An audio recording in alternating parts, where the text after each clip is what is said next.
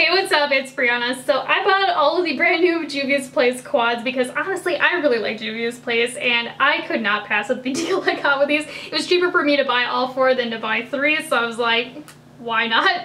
But oh, like these are just so fun and different for Juvia's Place, and that's what really drew me into them, because I feel like sometimes with Juvia's Place, their newer palettes, they kind of have like a similar feel to their older ones, whereas these ones, I don't feel that way at all.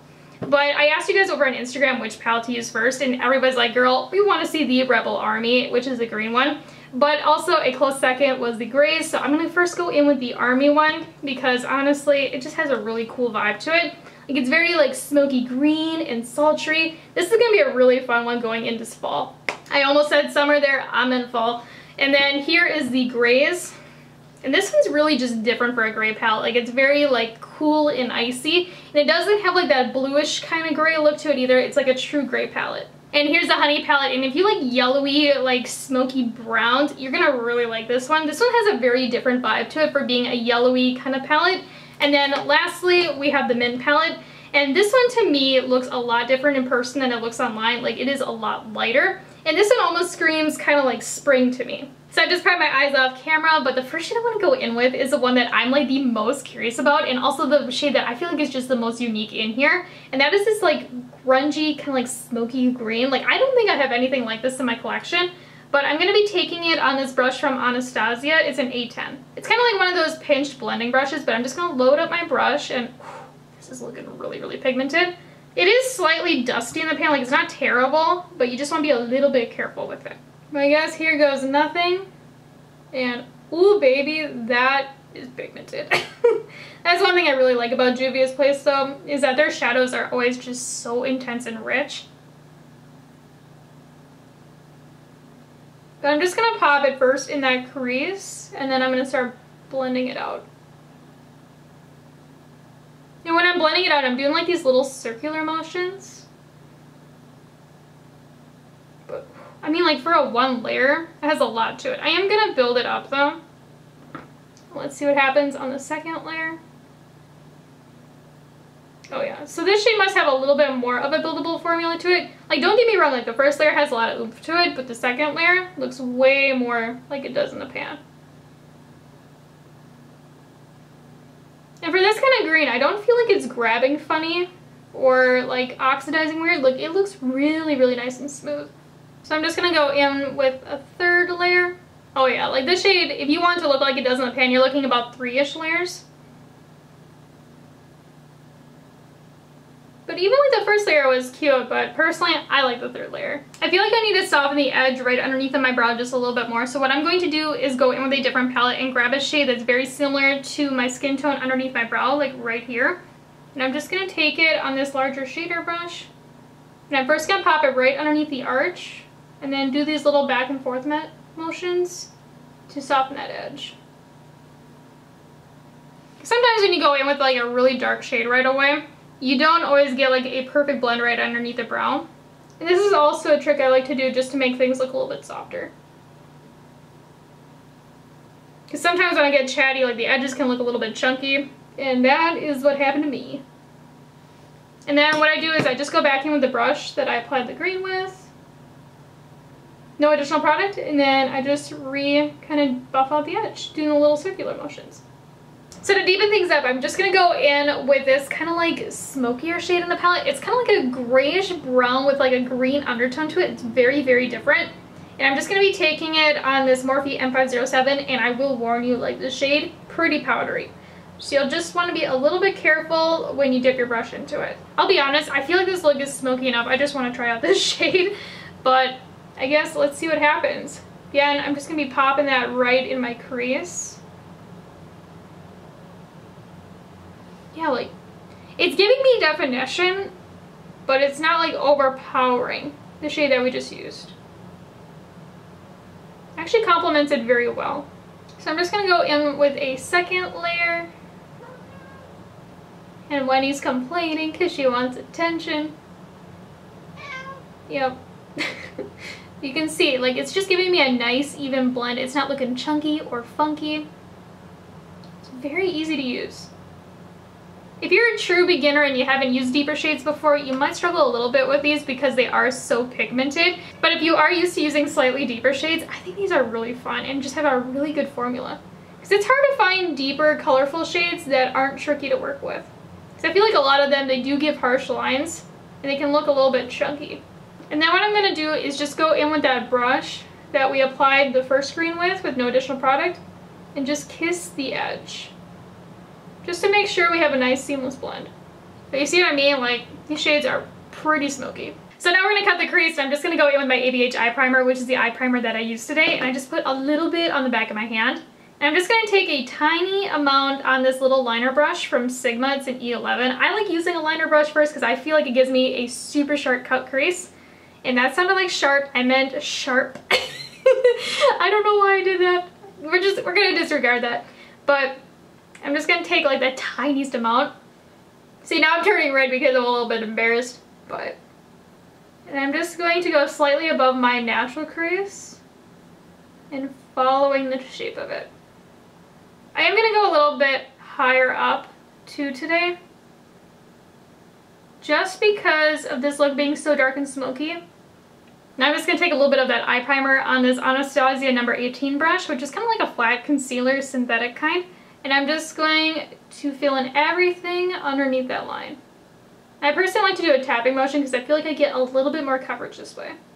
I'm really curious about the shimmers, but before we do that, I am going to like finesse this edge a little bit. So I'm just going to go in with that like greenish, kind of like brown kind of shade. I really wish that this palette had names because it makes it so much easier when doing videos and also just like talking about shades in general. But I'm just going to be taking a good amount on this Luna Magic. It's like a smaller shader brush. And what I'm going to do is press it on the outer edge of the cut crease. Just to help kind of like blend it in and like marry it into the crease that we have going on.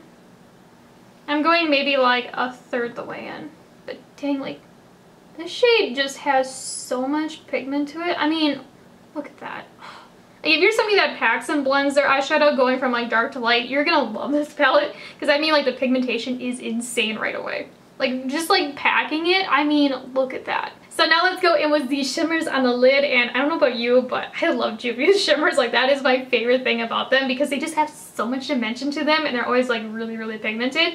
But the first one I'm gonna go in with is the darkest one, and this one's kind of like a, I don't know how to explain it. It's almost like a natural kind of green. Like it has like that grungy kind of like smokiness to it. And it has like a brown undertone to it too. That's one thing I really like about this palette is that it just has a very unique vibe to it. But I'm just going to be taking it on this little shader brush. And again, I am applying this shade dry. I stopped applying my shimmers wet a while ago because I felt like it was just so hard to blend them into a matte. But I'm just going to go in with a little bit more. I'm trying to be somewhat careful. Ooh, that's pretty.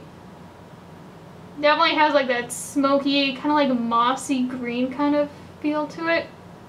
Or actually I'd say almost like a swampy green. It's kind of like the shimmer version of that darker, kind of like greenish brown. I wouldn't say it has a lot of shine to it. It almost has like this wet kind of look. And now let's go in with the last shimmer, which is this really pretty like brighter green. And again, I'm just going to be taking it on a different flat shader brush. Again, I am applying it dry, not damp. The shade feels really creamy in the pan, but let's see how it applies. Ooh, that is so pretty. It's kind of like a lime green in a way. I don't know how else to explain it. It's like a green and it also has like a slight like bluish kind of feel to it too. Definitely is more on the green side though. It's just one of those greens that has like a slight blue undertone. But wow, that is so electric. I was actually expecting this to apply a little bit less bright than it is, but I'm so happy that it is brighter because I feel like it just balances out the colors in the crease a little bit more. It also is actually blending really nice into the other shimmer that we applied.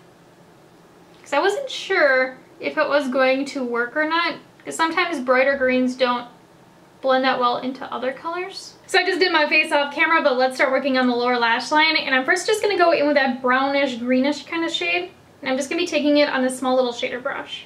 I'm just gonna run it as close as I can to where my lashes grow up. Doing like little back and forth motions. And I'm just gonna go into a little bit of that green shade on this Luxie 231 and blend that down. So for the inner corner highlight, you could go in with the lightest shimmer shade out of this palette, but honestly, I feel like it'd just be a little too dark for this look, so I wanna go in with something else. And I'm actually gonna go in with the Juvia's Place Tri palette. I haven't dipped into this palette in a hot minute, so I just want an excuse to use it. But I'm gonna go in with this coral shade, which is such a unique gold. You could also use any like gold shimmer shade or highlighter that you have in your collection. I just want the inner corner to be a little bit different, so I guess this is what I'm gonna go in with. And I'm just gonna be taking it on this pencil brush from Morphe. It's an M431. This shade also makes an amazing, unique, kind of like greenish gold highlighter. But I mean, prepare yourself for this shade because this is literally my favorite shade in this whole palette. And I mean, look at how pretty it is. It's just such a different and unique color. I don't know why I put this palette away and I haven't been using it for this shade because honestly, it is amazing. I used to only use this palette just for this shade because it is so pretty. And I mean, it's just such a different vibe. I mean, it just pairs so beautifully with that shimmer shade that we have out of the Army palette. I don't know, like I'm obsessed. So here's the finish like using this palette, and I will say this is a very niche palette. Like you have to like smoky greens and like really sultry kind of colors to enjoy this one, but if you're like me and you like those kinds of colors, you are gonna fall in love with it. Honestly, I think it's just a really nice palette. And mattes wise, I will say they're a little bit on the buildable side. Like they're not horribly buildable, but if you want them to look like they do in the pan, you're looking about 2-ish, if not 3 layers, which personally I don't think is bad because again, you don't get any harsh lines with this formula. And also like the colors in here are just really unique. Like I don't see these kinds of shades all that much, and they just have a really kind of like interesting vibe to them.